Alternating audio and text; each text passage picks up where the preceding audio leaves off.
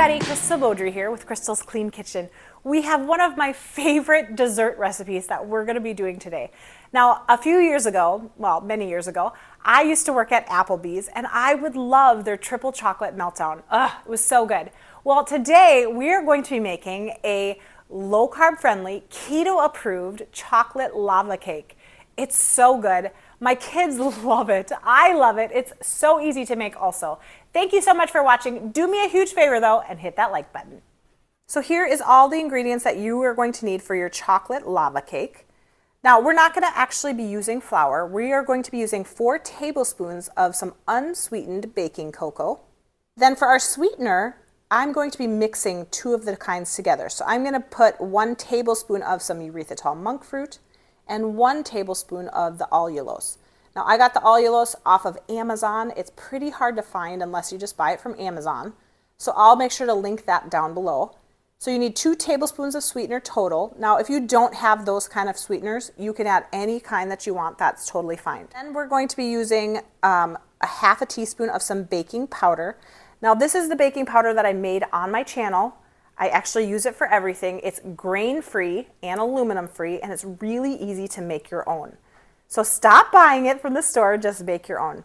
Then we'll be using a pinch of some Celtic Sea Salt. If you guys don't know about Celtic Sea Salt, it has 82 essential minerals in it, and your body, it's the best thing that you can do for your body, in my opinion. So I'll link that down below as well.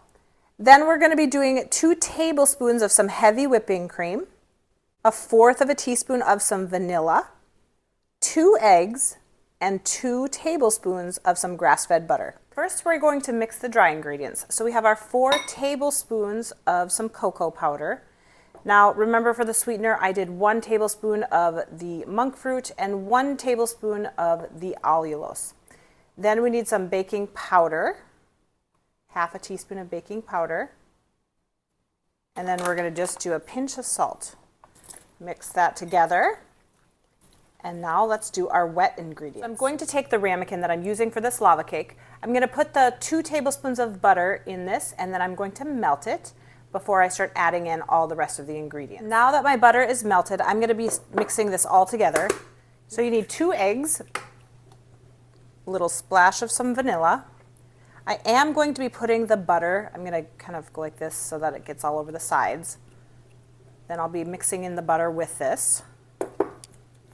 Stirring it up. And you also want 2 tablespoons of some heavy whipping cream. And then just whisk it until there's no more bumps in it.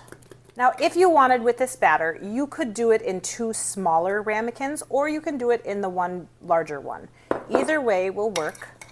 It will just, you'll have to just adjust your cooking time depending upon the size of the ramekin that you're putting it in. You know, I got home today from work and I was like, oh, I just want something sweet. And this is going to taste so good. All right, here it is. Now I'm going to be putting this in the oven at 400 degrees for about 11 to 13 minutes. Now when you're checking it and you want to take it out of the oven, you want the edges to be cooked, but you want the middle to be a little jiggly still because you want that lava experience. Okay, we'll meet you back here in a little bit. So while that is cooking, I'm going to be making some whipping cream for the top of this. And then I'm going to be putting the whipping cream actually in the freezer. It's not going to turn completely like ice cream, but it's going to be a little harder than whipping cream, a little softer than ice cream, and it's going to go perfect with this.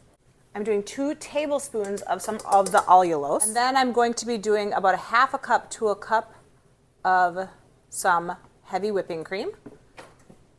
And a little splash of some vanilla. And then you want to beat it until stiff peaks are formed. That's what it looks like. Now I'm going to take it and put it into a bowl and then put it in the freezer. All right, so it came out of the oven. It's a little jiggly still, and that's exactly what you want. We're going to take a knife, put it around the edges, and then flip it over. Woo! Now I did put a parchment paper on the bottom of this just to make the flipping over easier. And you can already see that it is ready to spill.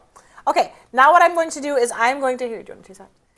I'm going to be putting, making the plate a little bit more attractive, putting some whipping cream on it, and some raspberries probably to make this beautiful. I'm gonna give it a scoop on each side, I think. Ooh, this looks good. Careful with the frosting of it. Well, no, because we want people to see the middle. All right, we'll just decorate the plate a little bit. Yeah. All right, so here's what it looks like close up. This is looking so beautiful.